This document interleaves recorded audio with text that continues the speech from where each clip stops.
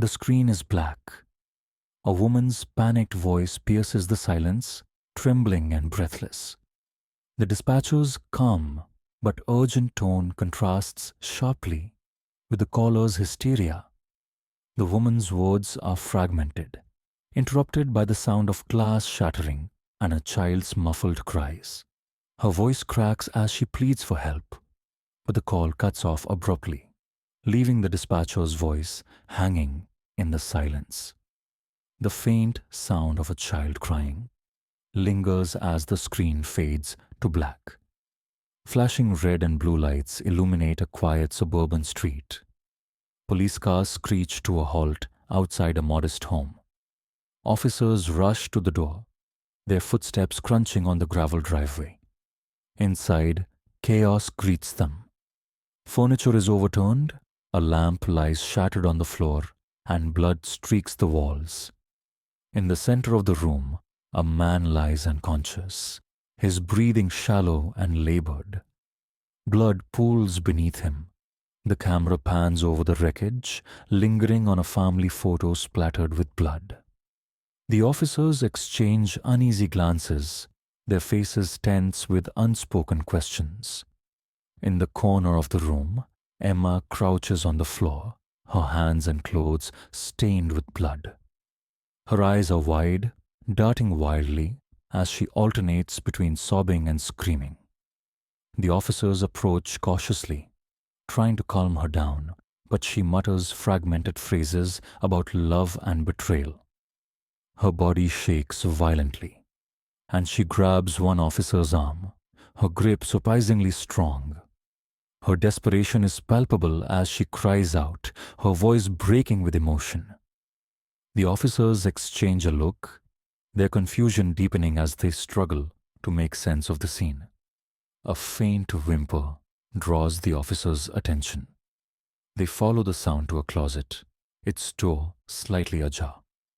Inside, Sophie, an 8-year-old girl, clutches a stuffed animal, her face streaked with tears. She's trembling, her wide eyes darting between the officers and the chaos in the living room. One officer kneels, speaking softly to reassure her, but Sophie doesn't respond. Her grip tightens on the stuffed animal, and her breaths come in shallow gasps. The officers exchange a glance, their concern evident as they gently lift her from the closet, shielding her from the grim scene. The camera pans over the wrecked home, lingering on the blood-stained walls, the shattered glass, and the unconscious man on the floor. The officers exchange uneasy glances, their faces etched with confusion and concern. The camera zooms in on the family photo, now splattered with blood. The once smiling faces of Mark, Sophie, and Emma stare back, frozen in time. The screen fades to black, leaving the audience with a haunting question. What led to this moment of violence? Mark sat at the kitchen table, the glow of his laptop casting shadows across his tired face. The house was quiet, save for the faint hum of the refrigerator and the occasional creak of the floorboards. He rubbed his temples, trying to focus on the spreadsheet in front of him, but his mind kept drifting. The divorce had left him hollow, a shell of the man he once was. Sophie's laughter from the living room pulled him back to the present, but even that sound felt distant, like it belonged to someone else's life. He glanced at the clock, 11:47 p.m. Sophie should have been in bed hours ago, but he couldn't bring himself to enforce the rules. Not tonight. Not when she was the only thing keeping him grounded. He sighed, closing the laptop. The weight of his failures pressed down on him. The failed marriage, the long hours at work, the constant feeling that he was falling short as a father. Sophie sat cross-legged on the living room floor, her stuffed bunny clutched tightly in her arms. She stared at the TV, but her mind wasn't on the cartoon characters dancing across the screen. She missed her mom. The house felt too big, too empty. And her dad was always so far away, even when he was right there. She glanced toward the kitchen, where her dad sat with his head in his hands. She wanted to tell him how much she missed him, how much she needed him, but the words always got stuck in her throat. Instead, she hugged her bunny tighter and whispered to it, "It's just us now." Emma stood on the doorstep of Mark's house, clutching her backpack tightly. She took a deep breath, smoothing her hair and adjusting her shirt. This was her chance, a fresh start. The ad for a babysitter had seemed like a sign, a stable family, a kind father, a sweet little girl. Everything she'd never had. Her own childhood had been a blur of foster homes and empty promises. Her parents were ghosts, their absence a constant ache in her chest. But here, in this quiet suburban neighborhood, she could pretend. She could be part of something real. She knocked on the door, forcing a smile as Mark opened it. Mark greeted Emma with a warm smile, though his eyes betrayed his exhaustion. "Thanks for coming on such short notice," he said, stepping aside to let her in. Sophie peeked out from behind the couch, her eyes wide with curiosity. Emma knelt down, her voice soft and inviting. "Hey, Sophie. I'm Emma. I brought some coloring books. Want to see?" Sophie hesitated, then nodded, a small smile breaking through her shyness. Mark watched them for a moment, relief washing over him. Maybe this would work. Maybe he could finally catch a break. Weeks passed, and Emma became a fixture in the household. She stayed late after babysitting, helping with dinner and tidying up. Mark was grateful, though he didn't notice the way her eyes lingered on him when he wasn't looking. One evening, as they sat at the kitchen table, Mark sighed, running a hand through his hair. "I don't know how you do it, Emma. Balancing school and this? I can barely keep my head above water." Emma smiled, her heart fluttering at his words. "It's not so hard when you care about the people you're helping," she said, her voice soft. Mark nodded, oblivious to the way her cheeks flushed. "Well, I'm glad you're here. Sophie adores you." Emma's smile widened, but her thoughts were already racing.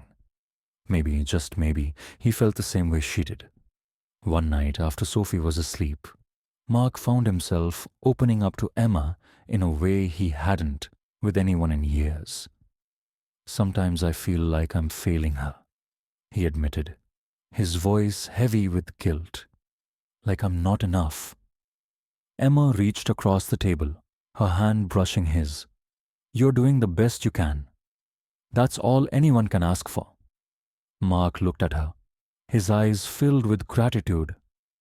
"Thanks, Emma. I don't know what we'd do without you." Her heart swelled, and she felt a rush of warmth. He needed her. He really needed her. The first red flag came when Mark mentioned a date. Emma's smile faltered, her hands tightening around the dish she was drying. "A date?" she asked, her voice strained. Mark nodded, oblivious to her reaction. "Yeah, just coffee. Nothing serious." Emma forced a smile, but her mind was racing. How could he? After everything she'd done for him, for Sophie.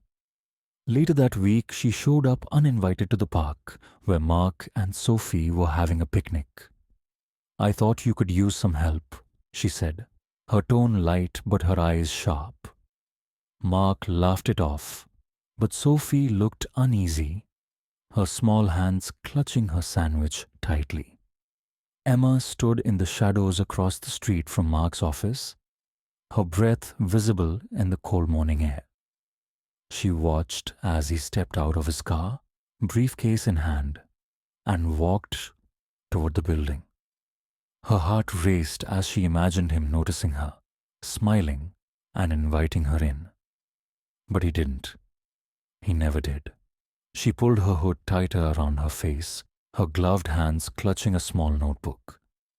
Inside, she had scribbled details about his daily routine: the time he left for work, the coffee shop he frequented, the route he took home. It was all there, a testament to her devotion. "He'll see," she whispered to herself, her voice barely audible. "He'll see how much I care." Sophie sat on the living room floor, surrounded by new toys and coloring books. Emma knelt beside her, a warm smile on her face. "You're such a good girl, Sophie. You deserve all of this and more." Sophie looked up, her eyes wide with gratitude. "Thank you, Emma." Emma leaned in closer, her voice dropping to a conspiratorial whisper. "You know, your dad is really lucky to have you, but I think he's lonely. Don't you?" Sophie hesitated, then nodded slowly. "He misses Mommy." Emma's smile widened.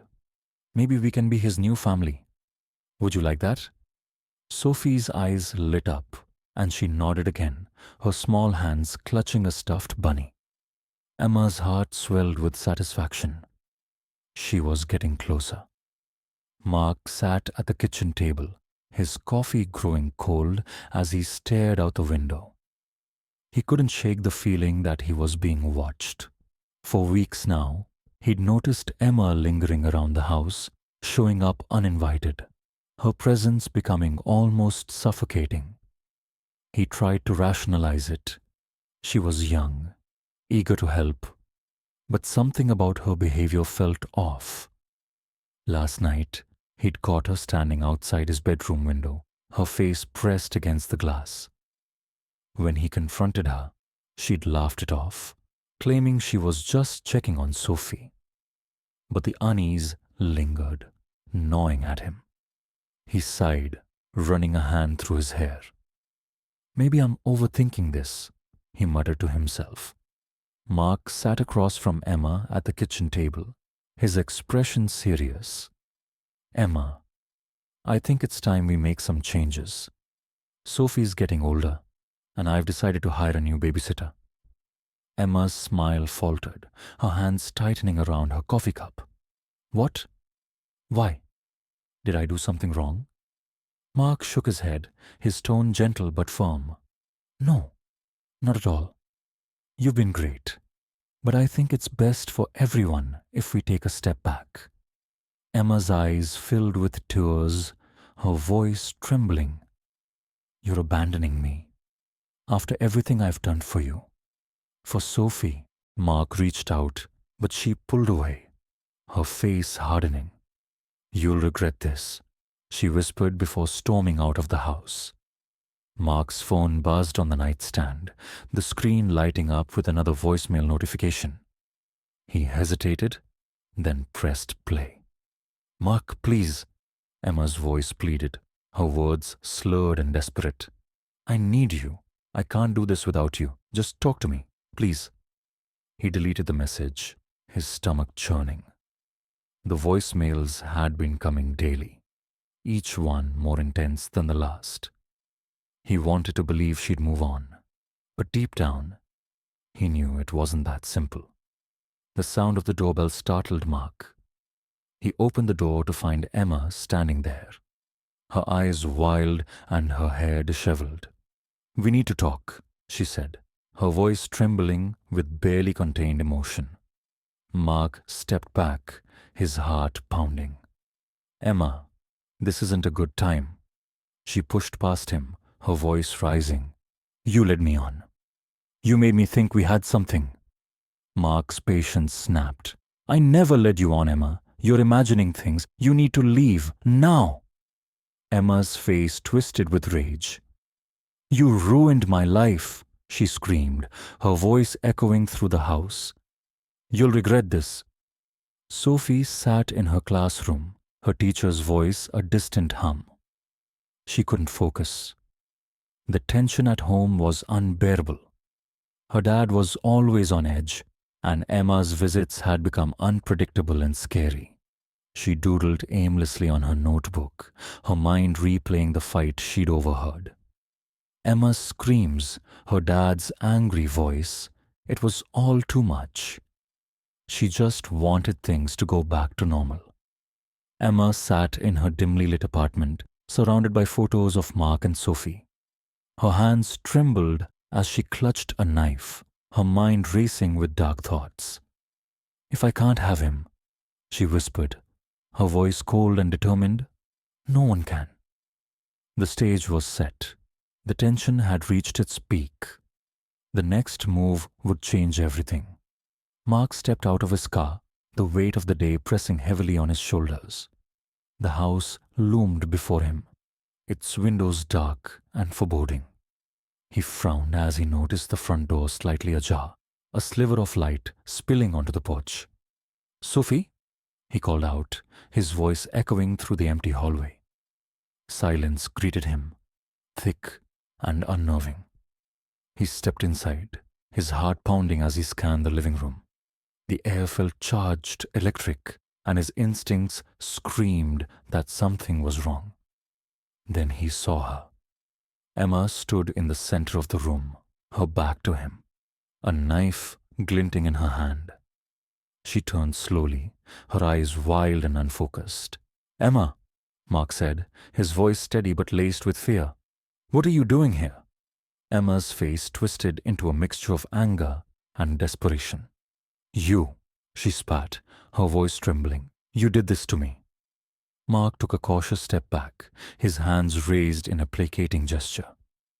"Emma, put the knife down. Let's talk about this." "Talk?" She laughed, a harsh, bitter sound. "You never wanted to talk before. You just led me on, made me think we had something." Mark's mind raced, his heart pounding in his chest. "I never led you on, Emma. You're confused. Please, just put the knife down."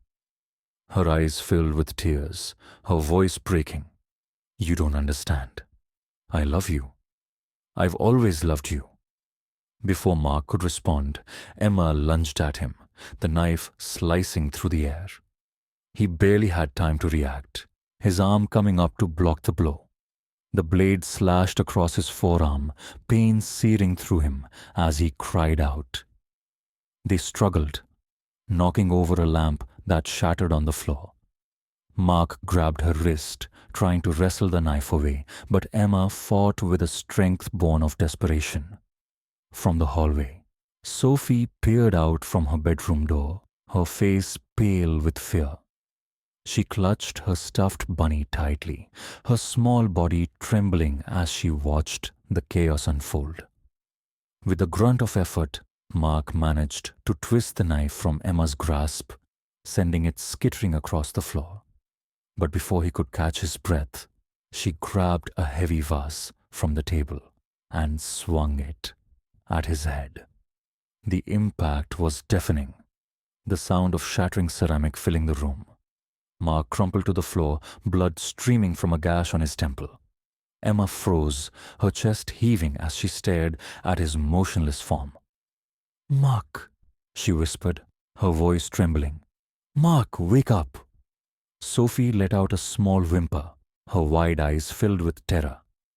Tears streamed down Sophie's face as she grabbed the phone from the nightstand. Her tiny hands shook as she dialed 911, her voice barely above a whisper. There's a lady with a knife," she stammered, her words tumbling out in a rush. "My dad's hurt. Please, help us." She stayed hidden in her room, clutching the phone tightly as Emma knelt beside Mark, sobbing and begging him to wake up. The sound of approaching sirens grew louder, a beacon of hope in the midst of the chaos. Emma collapsed beside Mark, her hands stained with his blood. "I'm sorry," she whispered, her voice breaking. "I didn't mean to. Please, just wake up." Her sobs echoed through the house, mingling with the distant wail of sirens. She rocked back and forth, her mind a whirlwind of regret and despair. The front door burst open, police officers rushing in with guns drawn. The scene faded to black, leaving the audience in suspense about Mark's fate.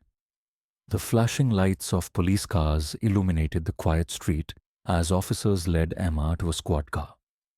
Her face was blank, her eyes hollow, as if the weight of her actions had finally crushed her spirit. She didn't resist. Her hands cuffed behind her back, her head bowed low. Neighbors peered through their curtains, their faces a mix of horror and morbid curiosity. The news spread quickly. Emma's mugshot splashed across local headlines. Babysitter charged with attempted murder. Mark watched from the porch, his arm bandaged and his face pale. He felt no satisfaction, only a deep, gnawing guilt. The courtroom was tense, the air thick with anticipation. Emma sat at the defense table, her expression unreadable. Her lawyer argued passionately, claiming she was mentally unstable, a victim of her own delusions and Mark's unintentional encouragement. The prosecution countered with cold, hard facts. The 911 call, Sophie's tearful testimony, the photos of Mark's injuries. The evidence was overwhelming, but the jury's faces remained impassive as they listened. Mark sat in the gallery, Sophie clinging to his side. He avoided looking at Emma, his stomach churning, with a mix of anger and pity. Late at night, Mark sat alone in the living room, the house eerily quiet. He replayed every interaction with Emma, every moment he dismissed as harmless. Had he missed the signs? Could he have stopped this before it spiraled out of control? He clenched his fists, his mind a whirlwind of regret. I should have seen it, he muttered to himself. I should have done something. But the past couldn't be changed. All he could do now was try to pick up the pieces. Sophie sat cross-legged on the therapist's couch, her stuffed bunny clutched tightly in her arms. She stared at the floor, her voice barely above a whisper as she described the night of the attack. I was so scared, she admitted, her eyes filling with tears. I thought Daddy was going to die. The therapist nodded, her tone gentle. It's okay to feel scared, Sophie. What's important is that you're safe now. Mark waited outside, his heart aching for his daughter. He'd taken a leave from work, determined to be there for her, to help her heal. But the road ahead was long, and the scars ran deep. During the trial, Emma's estranged parents made a brief appearance. They sat in the back row, their faces stoic, their presence more out of obligation than concern. When questioned, they offered little insight into Emma's past, their answers vague and detached. We did the best we could, her father said, his voice devoid of emotion. Their indifference only added to the tragedy, a stark reminder of the emotional voids that had shaped Emma's life. The once idyllic neighborhood was forever changed. Neighbors whispered behind closed doors, their conversations filled with speculation and fear. How could this happen here? One woman asked, her voice trembling. But amidst the shock, there was also reflection. The incident sparked conversations about mental health, about the importance of boundaries and awareness. Mark walked Sophie to school one morning, the autumn leaves crunching beneath their feet. He glanced at the houses they passed, their windows dark and silent. The neighborhood felt different now, quieter, more guarded. But life went on. It had to. Mark sat alone in the dimly lit living room, the silence of the house pressing heavily on him. The events of the past months replayed in his mind like a haunting film. He stared at the bandage on his arm, a stark reminder of the violence that had shattered their lives. He thought about Emma, her desperation, her obsession. Had he been too trusting? Too blind to see the warning signs? He clenched his fists, his chest tightening with guilt. I should have set boundaries, he muttered to himself. I should have seen what was happening, but it was too late for regrets. All he could do now was try to move forward for Sophie's sake. The letter arrived on a cold, grey morning. Mark hesitated before opening it, his hands trembling slightly. The handwriting was shaky, the words uneven, but the message was clear. Mark, I'm sorry. I never meant to hurt you or Sophie. I just wanted to be loved, to belong somewhere. But you didn't see me. Not really. You didn't see how much I needed you. Mark's jaw tightened as he read on, his emotions a tangled mess of anger and pity. I know what I did was wrong, but you have to understand. I wasn't thinking clearly. I was lost and you were the only one who made me feel seen. Maybe if you'd noticed, things would have been different. He set the letter down, his mind racing. Was she right? Had he failed her in some way? The thought gnawed at him, leaving him torn between sympathy and resentment. Sophie sat on the therapist's couch, her small hands clutching her stuffed bunny. She had started to smile again, but the shadows in her eyes remained. Do you ever think about that night? The therapist asked gently. Sophie nodded, her voice barely above a whisper. Sometimes I hear the noise in my head. The glass breaking, Emma screaming. It's scary. Mark watched from the doorway, his heart aching for his daughter. He vowed to be more present, to prioritize her well-being over his own struggles. But the road to healing was long, and the scars of that night ran deep. The story ended with a haunting question, one that lingered in the air like a ghost. How well do we truly know the people we let into our lives? The camera panned over the quiet suburban neighborhood, the houses standing silent and still. The once idyllic streets now felt tinged with unease, a reminder of the thin line between kindness and manipulation. Mark stood on the porch, Sophie by his side, as the sun dipped below the horizon. They were survivors, but the weight of what had happened would always be with them. The screen faded to black, leaving the audience with a sense of reflection and a cautionary tale about the devastating consequences of unchecked obsession.